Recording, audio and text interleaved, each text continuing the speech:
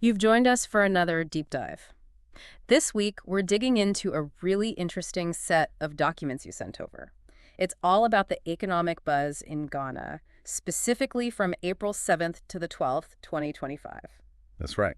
And our job, like always, is to sift through it all, pull out the most important bits, what it could all mean, and maybe flag some details you didn't catch. Exactly. And looking through these sources, five big themes really jump out, don't they? They do. We're seeing moves around economic stability, the constant push for growth and job creation, taxation, and revenue mobilization efforts. Trade and investment angles, and of course, infrastructure and the digital economy, they're all kind of woven together. Absolutely interconnected. So yeah, our mission here is to give you a clear picture of these developments. Okay, let's dive in. First up, there's this pretty significant new law, the Public Financial Management Amendment Act 2025. Sounds maybe a bit technical. It does, but honestly, this one could really change how public money is managed in Ghana. It got some teeth. So what are the key things here? What's actually changing? Well, a big one is this requirement for commencement authorization from the Finance Ministry. Basically, no new public project starts without their explicit sign-off. So trying to stop those projects that just appear without funding lockdown. Precisely. It tackles that issue of unapproved, unfunded projects head-on. We've seen how those can cause fiscal problems down the line. Okay, that makes sense. Getting the green light before spending starts. What else? They're also setting up a compliance desk right inside the Ministry of Finance. Think of it as an internal police watching if everyone's following the financial rules. An internal watchdog. Interesting. And there was something about rankings. Yes, a league table. It's quite novel. They plan to publicly rank government ministries, departments, agencies, MDAs, and also the local assemblies, the MMDAs. Rank them on what? On how well they stick to their budgets. Budget compliance. The idea, presumably, is transparency and maybe a bit of competition. Right. Nobody wants to be publicly shamed at the bottom of the list. Could actually encourage better behavior. That seems to be the hope. And it ties into some context involving IMANI, the think tank. They've used Auditor General reports and their own Fiscal Recklessness Index before. That index sounds intriguing. What does it measure? It basically looks at government spending patterns to spot, fiscal indiscipline. It's a measure of how responsibly public money is being handled. Okay. And the fact that IMANI has flagged issues, even reportedly involving the Ministry of Finance itself in the past. Yeah, it adds weight to why this compliance desk and the ranking system are being brought in now. It's a direct response to those kinds of historical concerns about recklessness. Got it. And it seems like the consequences for messing up are getting steeper, too. Definitely. The law mentions potential censure for the finance minister under Article 82 of the Constitution, and even possible imprisonment for ministers or heads of institutions if they cause major fiscal slips. Wow, okay, so real accountability baked in. They're certainly aiming for that. Alongside this, there are new fiscal responsibility rules, quite specific targets. Like a mandatory primary surplus of at least 1.5% of GDP every year, and a cap on public debt aiming to get it down to 45% of GDP, though that target is set for 2034. 1.5% primary surplus annually. That sounds ambitious given historical trends. It is ambitious. Achieving that consistently requires serious discipline on both spending and revenue. It's a tough ask for many economies, frankly. And who oversees these rules? They're establishing an independent fiscal council. This replaces the old Presidential Fiscal Advisory Council, suggesting a move toward more independence. But there are questions around this new council. Yes, the sources point out a lack of clarity right now. Things like its exact composition, how independent it really is, the tenure of its members, its specific mandate. Those details aren't fully fleshed out yet. Why might that be? And does that uncertainty matter? Well, it could just be the details are still being ironed out. But the implication is, until it's crystal clear, it's hard to judge how effective or truly independent this council will be. You really need a strong, independent body for this to work well. Makes sense. Need those specifics locked down. On oversight, though, there's another layer. Yes, apparently the finance minister can't just suspend these fiscal rules, even in a crisis, without getting approval from Cabinet or Parliament first. An extra check and balance. Okay. And they've cleaned up the legal side. Seems so. The old 2018 Fiscal Responsibility Act is repealed, and everything's consolidated under this new PFM Amendment Act. Should make it clearer, legally speaking. Right. One law to rule them all, so to speak. Now, how does this connect to the bigger picture, like Ghana's IMF program? It's absolutely central. Stronger fiscal governance, better budget discipline. These are core requirements of the IMF Extended Credit Facility Program Ghana is currently under. So making progress here could unlock more IMF money. Exactly. It could lead to further disbursements, and it also signals positively to other donors and investors. It builds confidence. And what does the IMF itself think about Ghana's debt situation now? Their latest debt sustainability analysis, the DSA, actually projects improvement. They see the present value of public debt to GDP falling below 55% by 2028. That sounds pretty good. Encouraging. It is encouraging. The IMF notes this is based on Ghana's political commitment and performance so far under the program, but, they always add a note of caution. Of course. What are the risks they see? Downside risks remain. Things like challenges in actually implementing these tough new fiscal measures effectively, potential shocks to global commodity prices, or, the temptation for spending to creep up, especially around election cycles. Right. So the plan looks okay on paper, but execution is key, and risks remain. Okay, let's pivot slightly from high-level finance to something very concrete: cement shortages. Yes, reports of shortages cropping up in major cities, Accra, Kumasi, Takoradi. Retailers are apparently finding it hard to get restocked. What's causing that? The immediate trigger seems to be limited availability of clinker. That's a crucial raw material for making cement, sort of the essential binding agent. Okay, why is clinker suddenly scarce? It's a mix of things: disruptions in global supply chains, still high shipping costs, and critically for Ghana, foreign exchange constraints. Ah, the cedi depreciation biting again. Exactly. The weaker cedi makes importing anything, including clinker, much more expensive. And prices are already going up. Yes, there's been a reported GH9 increase per bag across brands, directly linked to rising port fees and logistics costs. Ouch. And isn't there an electricity tariff hike coming too? There is a 14.75% increase scheduled for May. That's definitely going to add another layer of cost pressure onto local cement producers. So it's a perfect storm of import costs and domestic energy costs. How reliant is Ghana on imported clinker? Very reliant, it seems. Global clinker trade actually dipped in 2023, but Ghana was still ranked the second largest importer globally that year, third largest in 2022 and 2021. So there's a structural dependence. Which makes the country vulnerable when global prices spike or supply chains get messy. Precisely.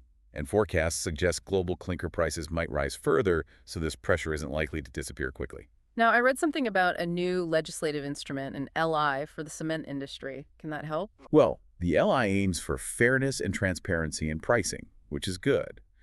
But it probably can't do much about prices being driven up by fundamental input costs, like imported clinker or electricity. So regulating the final price doesn't fix the root cause if the costs to make it are soaring. Exactly.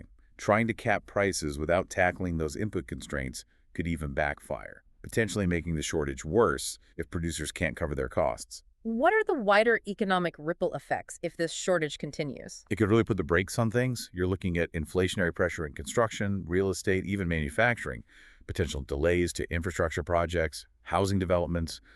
It's a fundamental building block, literally. So what's the way out? Any quick fixes? Short term, the focus seems to be on trying to secure emergency clinker imports to ease the immediate crunch. And longer term? Medium term, the strategy needs to be about boosting local alternatives like pozzolana, which can substitute for some clinker, and investing in expanding Ghana's own capacity to process clinker domestically, reducing that import reliance. Okay, a complex issue with short and long-term dimensions. Let's shift gears again. President Mahama launched a new initiative called Feed Ghana. Yes, launched in Techiman. It's part of a wider strategy called the Agriculture for Economic Transformation Agenda, or AETA. Feed Ghana sounds ambitious. What does it involve? It's got four main pillars or interventions. First, the smart agriculture and farmer service centers planned across the country. Service centers? What kind of services? The idea is they'll be one-stop shops, offering farmers access to mechanization, seeds, fertilizer, finance, links to markets, processing facilities, training. Pretty comprehensive. Okay. And there was something about farm banks. Yes, specifically targeting young entrepreneurs in areas with irrigation potential, providing them with resources to get started. Sounds promising, but the sources raise some questions, right? Like, how many centers? How much will it all cost? Where's the money coming from? What exactly will each center offer? Absolutely.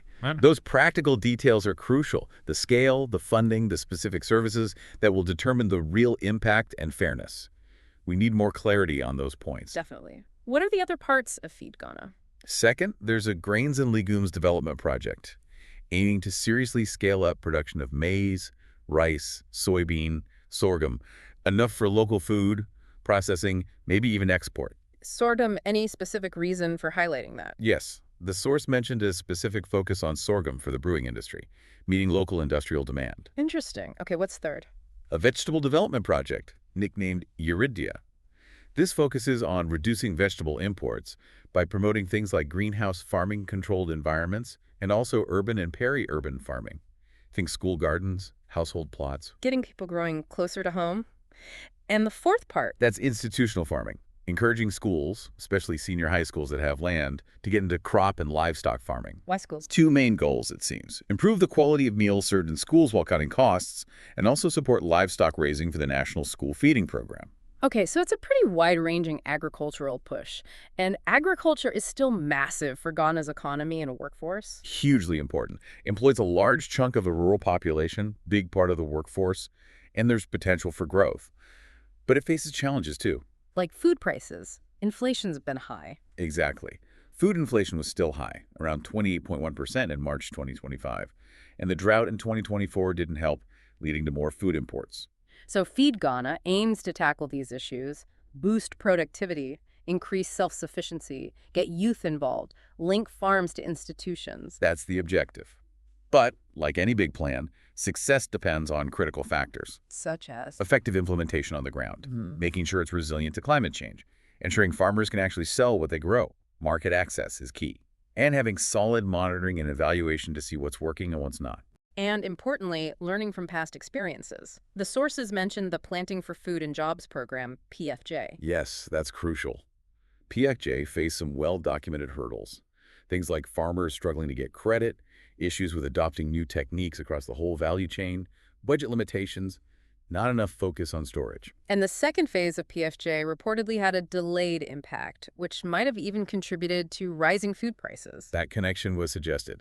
So the big question for Feed Ghana is, how will it avoid those pitfalls?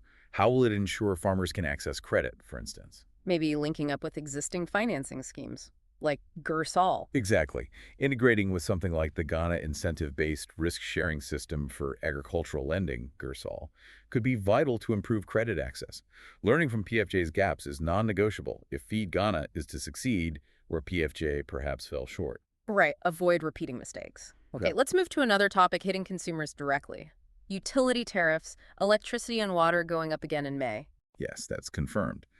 The Public Utilities Regulatory Commission, the PURC, has approved the hikes effective May 3, 2025. Electricity up by 14.75% and water by 4.02%.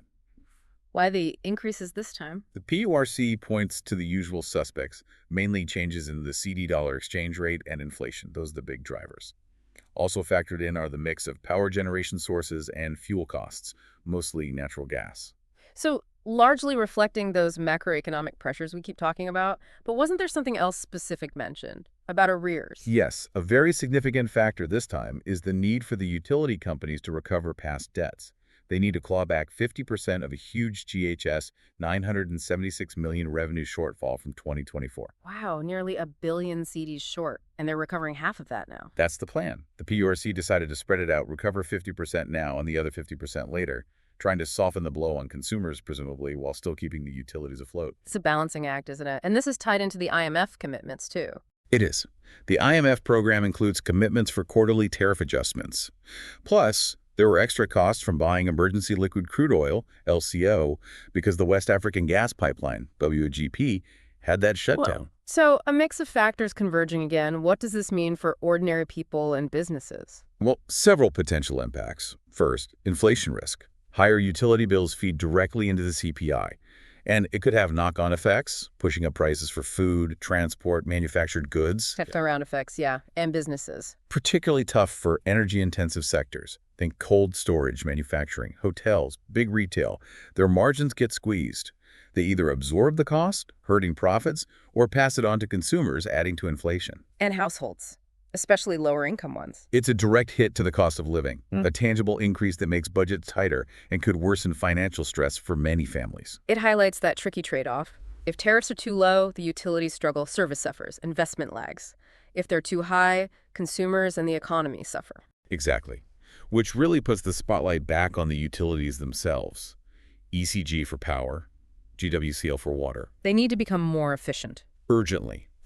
Things like reducing power losses during transmission, improving billing systems, cutting down on errors, tackling those internal inefficiencies is crucial to reduce the need for such frequent, steep tariff hikes. So while spreading the arrears, recovery helps cushion the blow. The long-term solution involves structural reforms at the utilities, alongside broader economic stability, and maybe targeted support for the most vulnerable households. Makes sense. Okay, finally, there was a high-level meeting, the World Bank Managing Director visiting the Finance Ministry. Yes, Mr. Wen-Kai Zhang from the World Bank Group met with Ghana's Finance Minister, Dr. Cassiel Addo-Forson.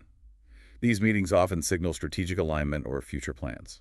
What was the focus of their talks? The reports say they focused on deepening collaboration in key development areas: agriculture, energy, and transportation. Notice how those themes keep coming up. Absolutely. Agriculture with Feed Ghana, energy with the tariff issues. So the finance minister was asking for more World Bank help in these areas. He was. Dr. Forson appealed for increased support, highlighting how crucial these sectors are for jobs, food security, and industrial growth. He even floated the idea of Ghana hosting a World Bank regional hub. A regional hub, what would that achieve? Potentially closer collaboration, maybe faster project implementation, a stronger physical presence for the bank in the region, headquartered in Ghana. And how did the World Bank MD respond? Positively, it seems. Mhm. Mr. Zhang reaffirmed the bank's commitment to Ghana. He specifically called out agriculture as a top priority, noting the bank has a lot of experience in agricultural transformation globally. And energy. He also mentioned the bank is actively working on initiatives to strengthen Ghana's energy sector. So alignment on those key fronts. If this collaboration deepens and leads to real projects, what could the benefits look like? Potentially quite significant. Boosting agricultural productivity, better yields, stronger agribusiness value chains, improving energy access and reliability through reforms and investment, maybe more renewables. Better infrastructure and transport, too. Yes, leading to improved logistics, better market access for farmers and businesses, and as we mentioned, a regional hub could speed up project delivery. Plus, strong World Bank engagement generally boosts investor confidence. So a positive signal overall for continued international partnership. Okay, wrapping up our look at the week's economic news. It really is striking how linked everything is. It really is. You see how the cement shortage we talked about, or the utility tariff hikes, could directly impact infrastructure needed for something like the Feed Ghana initiative to succeed. Right, one area affects another. It underscores that just having new laws or new programs isn't enough, is it? Not at all.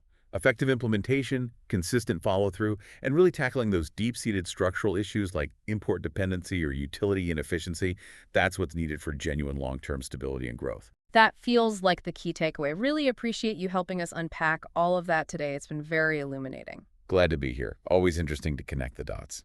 And thank you, our listeners, for joining this deep dive. We hope we've managed to give you a clearer, maybe more insightful perspective on these key economic events in Ghana from that week in April. Yeah, hopefully cutting through some of the noise. So here's something to think about. Drawing from everything we've discussed, the fiscal rules, the farming plans, the energy costs, the international partnerships, if you had to pick the single most crucial structural challenge Ghana needs to fundamentally address in the next year or so to build real, lasting economic resilience, what would you focus on?